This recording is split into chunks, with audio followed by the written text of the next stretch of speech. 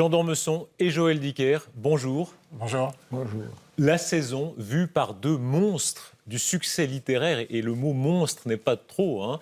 Vous avez, Jean d'Ormesson. Vous êtes un monstre. On ne peut pas comparer des millions d'exemplaires et quelques pauvres milliers d'exemplaires. Vous êtes dans le cercle fermé des auteurs qui ont dépassé et surdépassé le million d'exemplaires. Alors c'était très tôt au plaisir de Dieu, évidemment La Vérité avec vous, Joël.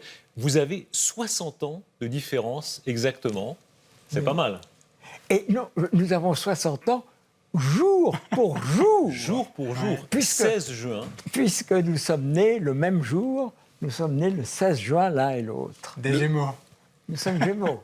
Le hasard est pas mal. Oui. Gémeaux et peut-être une forme de gémellité. On tracera quelques parallèles tout à l'heure. Certains sont peut-être un peu poussés, mais le succès d'abord. Le succès, c'est comment? Le goût du succès. Pour vous, Jean d'Ormesson, c'est des souvenirs plus anciens, les premiers succès. Je n'ai qu'un mot à dire. J'ai connu toutes les formes de déchéance, y compris le succès. Hein, mais c'est bien aussi. C'est bien aussi. Joël Dicker, le succès pour vous, c'est quelque chose de tellement vertigineux. 29 ans, 89 ans. Vous, c'était à 27 ans. Hein, succès phénoménal. Oui, mais moi, c'est plus éphémère. Moi, c'est la gloriole qu'on a à 27, 28, 29, 30 ans avec un seul livre. Tout reste à faire maintenant. Écrire d'autres livres, avoir du succès, qui n'est pas forcément le succès des ventes de livres, mais le succès d'être capable de bâtir une œuvre, une vraie. Et donc, je suis très gêné d'être avec Jean, comparé à vous, Jean, parce que vous avez tout fait et moi rien. Jean d'Ormesson, vous vous souvenez, vous, des tout premiers succès au plaisir de Dieu, c'était les années 70, 70. C'était un succès phénoménal. Hein. À la télévision, les gens venaient en quart voir les lieux dont vous parliez. Oui, j'ai eu de la chance parce que le livre avait bien marché. Vous savez, mes premiers livres n'ont pas marché du tout. Il y a eu 5 ou 6 livres qui n'ont pas marché. J'avais contre moi un adversaire sérieux, c'était le Figaro. On ne parlait pas de moi dans le Figaro parce que j'avais... Vous aviez attaqué son directeur. Ouais, le directeur était un grand directeur. Pierre Brisson était un beaucoup plus grand directeur de journal que moi. Mais malheureusement, il écrivait des romans. Et comme c'était le directeur, tout le monde disait que c'était merveilleux, ça ne valait pas grand-chose.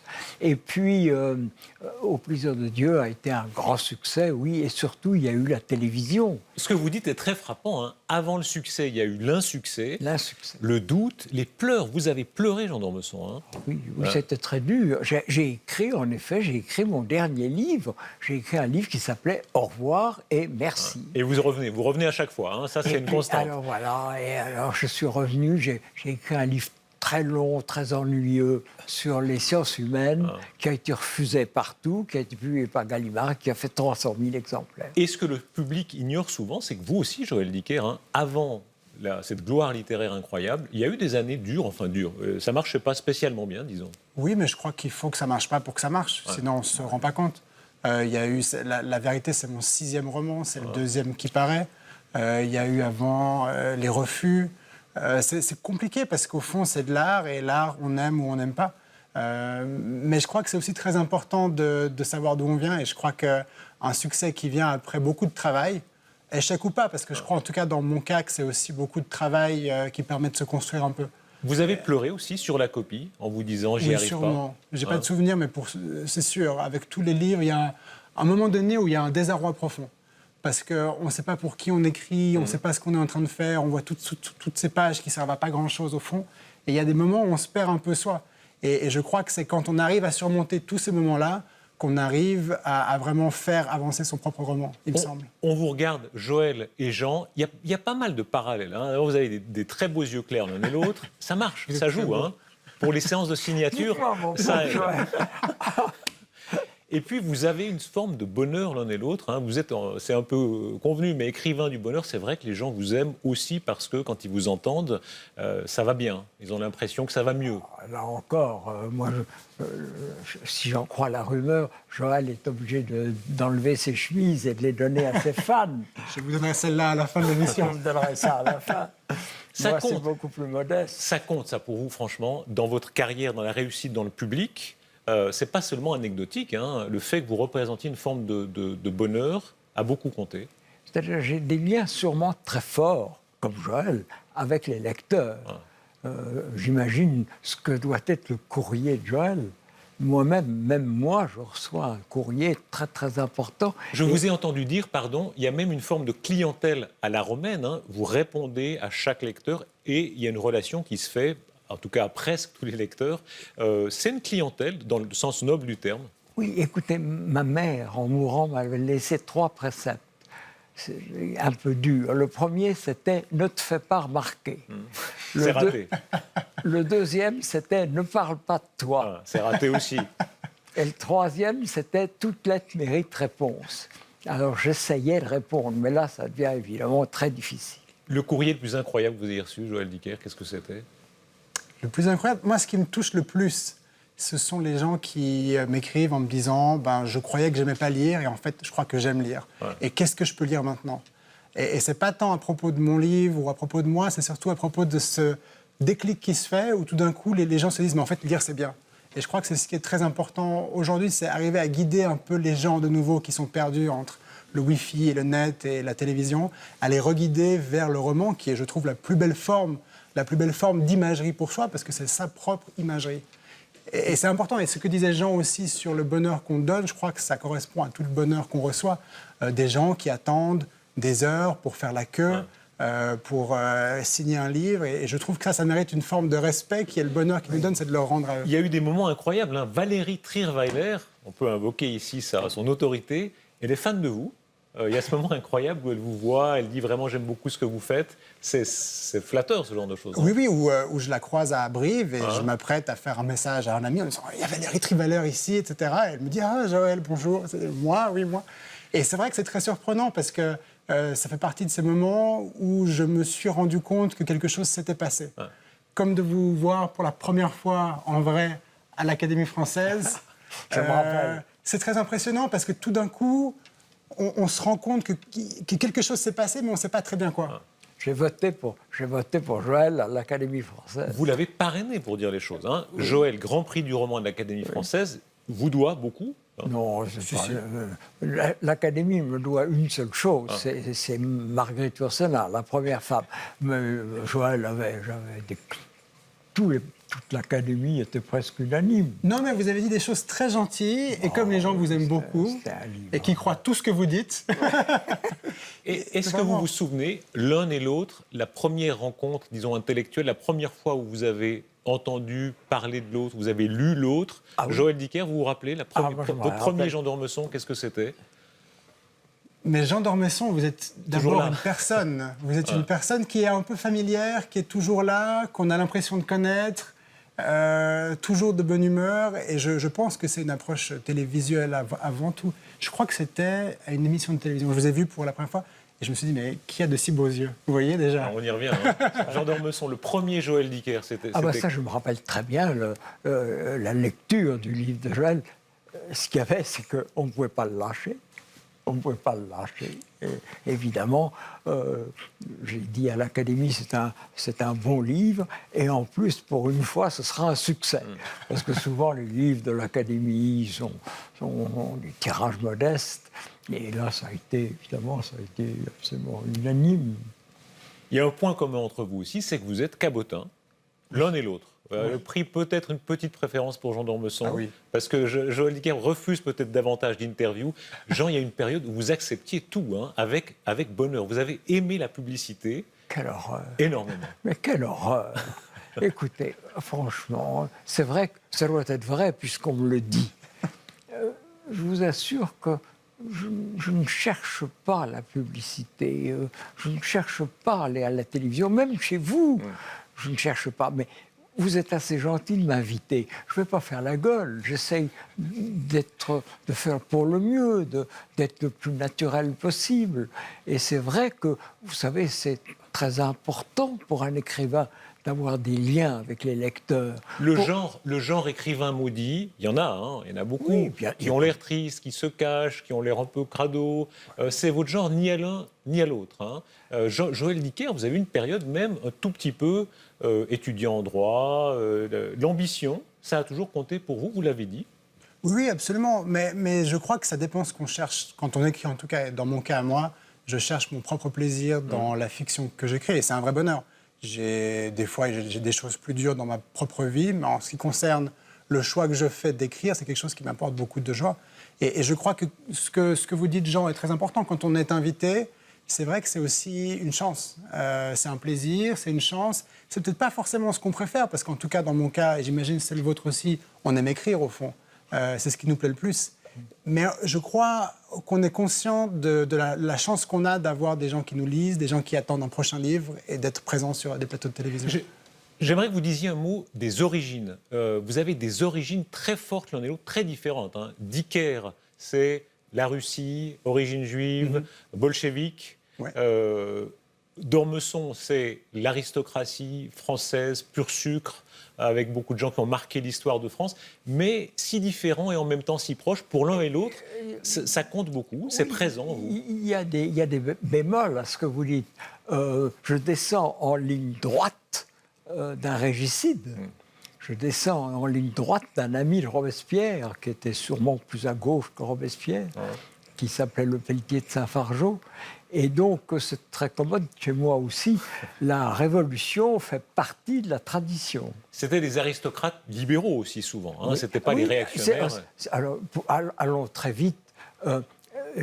Toute une partie de ma famille, les Ormesson, c'est la noblesse de robe libérale. La famille de ma mère est ultra-réactionnaire, monarchiste, ultra-catholique. C'est dans cette famille-là qu'il y a le régicide et le révolutionnaire. Il parle toujours en vous. Il y a des très belles pages de vous. Vous dites même des détails physiques, les Boigelin, je crois, une partie de votre famille qui sont sourds. Oui, et vous êtes un peu sourd sourd aussi. Oui. Il y a quelque chose comme ça dans les gènes, dans le grand mouvement des gènes qui vous émeut. Nous sommes... De quoi est-ce que je sors ? Je dois presque tout à mes maîtres, à des professeurs, souvent communistes, la plupart du temps des gens de gauche, mais en même temps, il y a des gènes.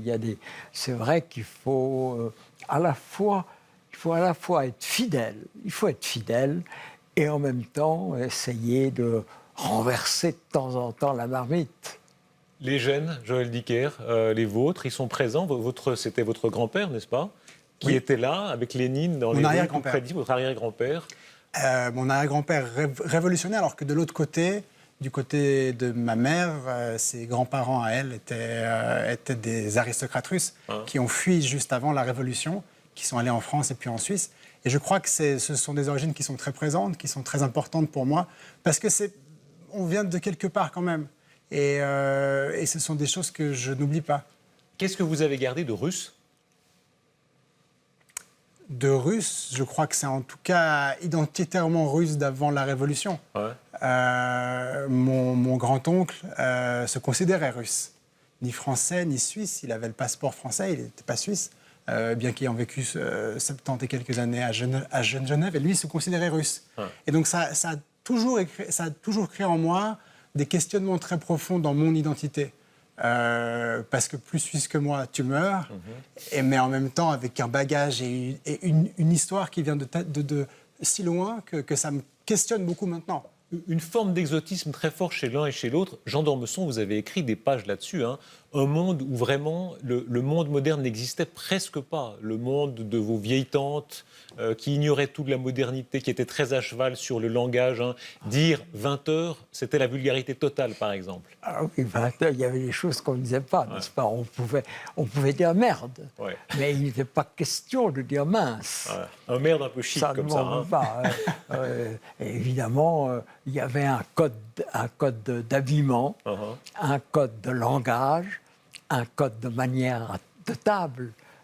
L'idée de mettre sa fourchette moitié sur la table, moitié sur l'assiette, c'était inimaginable. Vous devez souffrir quand vous regardez aujourd'hui. On est tous un petit peu laissés aller, quoi. Vous notez tout ça, franchement. Je ne souffre pas du tout, ça m'est complètement égal, mon cher Darius. Jean d'Ormesson et Joël Dicker, vous parliez de la Suisse. J'aimerais que vous disiez un mot là-dessus. Hein. Joël Dicker, vous êtes très suisse, Jean d'Ormesson, très français. Et en même temps, vous connaissez très bien l'autre pays. Hein, Jean d'Ormesson, vous vivez souvent en Suisse. Écoutez, je voulais dire deux choses. D'abord, j'adorerais habiter la Suisse. Je ne peux pas. Je ne peux pas m'installer en Suisse. Pourquoi ? parce que tout le monde croirait que c'est pour l'argent. Et que si je disais ce n'est pas pour l'argent, mais c'est parce que j'aime la Suisse, on ne me croirait pas. Et deuxième chose, dans un livre récent, il y a 3 ou 4 livres déjà, j'avais montré Dieu qui regarde les différents peuples et qui dit tous ces peuples sont épatants, les Italiens sont épatants. Il y a 2 peuples merveilleux, les Juifs et les Grecs. Et puis, il y a les autres. Les Suisses, c'est très bien, ils ont des comptes en banque et des vaches. Ouais. Et Ça a vexé beaucoup de gens. Ça m'a été beaucoup reproché. J'ai reçu la lettre d'un personnage important de Genève, il y a quelques jours, me reprochant cette phrase, en disant « Je vous aimais tellement », et puis j'ai découvert cette phrase. Mon Dieu, vous savez, je suis très attaché à l'Académie, personne ne s'est autant moqué de l'Académie. Je suis très attaché à ma famille, personne n'a traité ma famille comme moi-même. Donc, on a le droit à l'ironie aussi. Ça n'empêche pas l'affection. Et Jean d'Ormesson, la Suisse et la France, le pays le plus agréable pour écrire, c'est où? Vous avez écrit partout, Joël Dicker. Oui, surtout en ce moment où je voyage. J'ai écrit partout. Pour moi, c'est la Suisse, parce que c'est là où j'ai écrit tous mes précédents romans. Et j'ai des attaches très fortes avec la France aussi, parce que mes grands-parents sont venus de France en Suisse. Quand on dit écrivain suisse, c'est toujours vrai pour vous? Vous êtes écrivain suisse, ça signifie quoi pour vous? C'est compliqué aujourd'hui d'identifier la Suisse au milieu de l'Europe et du monde. Dans un moment où, il y a 15 ans de cela, écrivain suisse, c'était le terroir suisse. Et quand La Vérité est parue, j'ai vu des libraires qui étaient empruntés en disant « Mais est-ce que c'est un écrivain suisse ou est-ce qu'on le met avec les Français? Où est-ce qu'il va exactement ?» Parce qu'il est suisse, mais son livre se déroule hors de Suisse. Moi, je suis suisse. Ma seule identité, elle est suisse. Ma nationalité est suisse et je suis un écrivain suisse, qu'on le veuille ou non. Jean d'Ormesson, vous écrivez partout, je crois. J'ai de la chance, je peux écrire partout à condition d'être calme. Mais j'ai des attaches avec Fribourg, familiales. Et en 15 jours à Fribourg, j'écris mieux et plus qu'en 3 mois à Paris. Vous aimez le silence pour écrire? Il me faut beaucoup de calme. Je ne peux pas écrire. Je sais par exemple que Lévi-Strauss me disait toujours « Je ne peux écrire qu'avec de la musique ». C'est le cas de Joël Dicker? Oui. Vous écrivez en musique? Oui, toujours. Ça, c'est incroyable. Qu'est-ce que vous écoutez en musique? Tout et n'importe quoi, du moment qu'il n'y a pas de français dans les paroles que j'entends. Pour pas créer une confusion dans ma propre vie. Mais je crois que pour moi, la musique, c'est mon silence. C'est-à-dire qu'en me mettant de la musique sur les oreilles, il me faut un casque toujours, je me crée mon propre univers, je me coupe du reste du monde. Le temps, il passe pour nous tous. Je rappelais votre différence d'âge, elle est vertigineuse. 60 ans, et en même temps tellement de points communs. Hélas. Et vous ne les faites pas du tout. Hélas. C'est vrai, Jean d'Ormesson, vous portez très bien. Ouais. Vous avez survécu à un cancer, tout le monde a suivi ça. Vous, Joël Dicker, le temps est passé comment pour vous? Mais je crois que peu importe notre âge, le temps passe toujours très vite. Et le temps passe vite pour moi. Et j'essaie de le retenir, comme vous aussi, je pense. Enfin, vous avez quand même de la chance, Joël, d'avoir encore 40 ou 50 ans ou 60 ans devant vous. Et qui sait? Quelle chance. Qui sait? Qui sait? Les prix, le Nobel à Modiano, vous avez eu des très grands prix, très prestigieux l'un et l'autre. Ça fait plaisir, évidemment. Non, moi, je n'ai pas eu des prix très prestigieux. Je n'ai pas pas eu le Nobel, je n'ai pas eu le Goncourt. Non, j'ai eu très peu de prix. Bon, l'Académie, ça en vaut beaucoup? Oui, l'Académie, oui. C'est bien sûr. C'est très bien, c'est très bien. C'est très bien. Modiano, c'est mérité? J'aime beaucoup Modiano. Je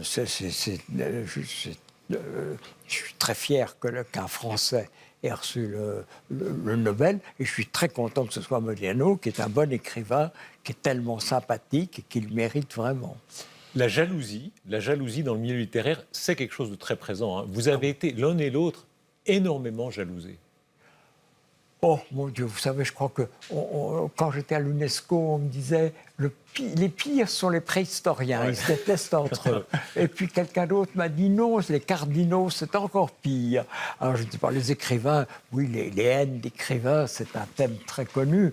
Moi, je dois dire, j'entretiens plutôt de bonnes relations avec les écrivains. Et la jalousie n'est pas un de mes grands moteurs, sûrement pas.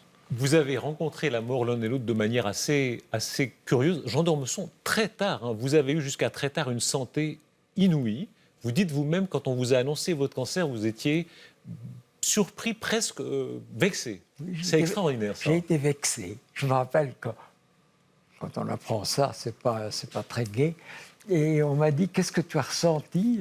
Je dis, j'ai été vexé. Je pensais que j'étais au-dessus de ces malheurs. Voilà. Et en même temps, vous savez, je me rappelle, il y avait un écrivain français qui s'appelait Bernard Franck, qui m'avait dit, tu ne seras jamais un grand écrivain parce que tu n'as pas assez souffert. Alors j'ai essayé de souffrir un peu pour tâcher de m'approcher de cet idéal. Joël Dicker, les hasards de la vie. Un éditeur qui a beaucoup compté dans votre vie, c'est Dimitrievitch. C'est tué en voiture. Ça a compté beaucoup dans votre parcours. Vous avez changé ensuite de maison d'édition, etc. La mort, c'est toujours une surprise. La mort, ça c'est sûr, c'est une surprise. Dans le cas de Dimitrievitch, je l'ai peu connu, mais il a tout fait pour moi parce qu'à un moment donné où personne n'avait voulu faire paraître mon 5e roman, qui est finalement le premier qui paraîtra, a cru en moi, il m'a dit c'est formidable, on va le faire, m'a mis en lien avec Bernard de Fallois, m'a mis sur les rails, vraiment, et est parti après. Il est par là quand même. Et il veille, je pense. Il y a une très belle figure qui revient souvent chez vous, Jean d'Ormesson, l'appel des morts. Je crois que ça existe chez Homère ou chez Proust. On pense aux morts qui vous ont... C'est un thème qui est l'appel des morts. On le trouve déjà dans Homère, on le trouve dans Chateaubriand, on le trouve dans Proust. Et souvent, je me dis, je dois tant de choses à des gens qui ne sont plus. Je dois tant de choses à un philosophe suisse qui s'appelait Jan Hersch. Peut-être que quelques-uns encore connaissent son nom. Je lui dois tellement. Vous devez beaucoup à Dimitrievitch, sûrement, qui était un grand éditeur, sûrement à Bernard de Fallois. Eh bien, nous devons tous beaucoup à beaucoup de gens. Et sûrement, j'ai beaucoup de gratitude, sûrement. On écrit pourquoi, Joël Dicker et Jean d'Ormesson. Il y avait ce programme de Gallimard disant les bains de mer, les femmes, les livres. Je ne sais plus dans quel ordre. Oui. Dans l'ordre, les bains de mer. Les femmes, les livres. Alors ça a compté pour vous 2. Les bains de mer, les femmes, les livres. Dans quel ordre? Mais je crois que... Je ne sais pas si c'est dans l'ordre qu'au fond, je crois qu'on écrit pour se venger de la vie. Je crois que l'écriture est le seul vrai moyen qu'on a tous pour prendre la revanche qu'on aimerait prendre sur la vie. La vie ne suffit pas. La vie ne suffit pas. Pessoa dit ça. La vie ne suffit pas. J'ai beaucoup aimé les bains de mer, oui, sûrement. Et les filles aussi. Les femmes. J'avais une formule. Ce que les femmes préfèrent chez moi, c'est de me quitter. Merci à l'un et à l'autre. Merci beaucoup. La vérité, comme un chant d'espérance. Le livre suivant, Joël Dicker, tout le monde vous pose la question, évidemment. Ça vient. Il n'y a pas de date, mais j'y travaille. Vous avez le trac? Non, pas tellement. Ou si j'ai le trac, mais j'ai un trac que j'ai toujours eu. Ce qui est, je pense, un bon signe. Mais je n'ai pas de trac lié directement à une pression due au succès. Jean d'Ormesson, le livre suivant. Vous avez fait vos adieux, comme vous disiez. Souvent, il y avait adieu 1, adieu 2, adieu 3. Oui, non, il n'y a pas d'adieu. Comme un chant d'espérance ferme un cycle. C'est le dernier livre du cycle des romans de l'univers. Succès inouï. Succès d'un petit livre qui parle de Dieu. On se dit, a priori, ce n'est pas facile. C'est un succès phénoménal. Eh bien, peut-être dans 2 ans, 600 pages, si Dieu me prête vie. Merci à l'un et à l'autre, Joël Dicker et Jean d'Ormesson. Merci beaucoup. Merci, Jean. Merci, Joël. 16 juin, anniversaire. Je vous enverrai une carte. Grande date.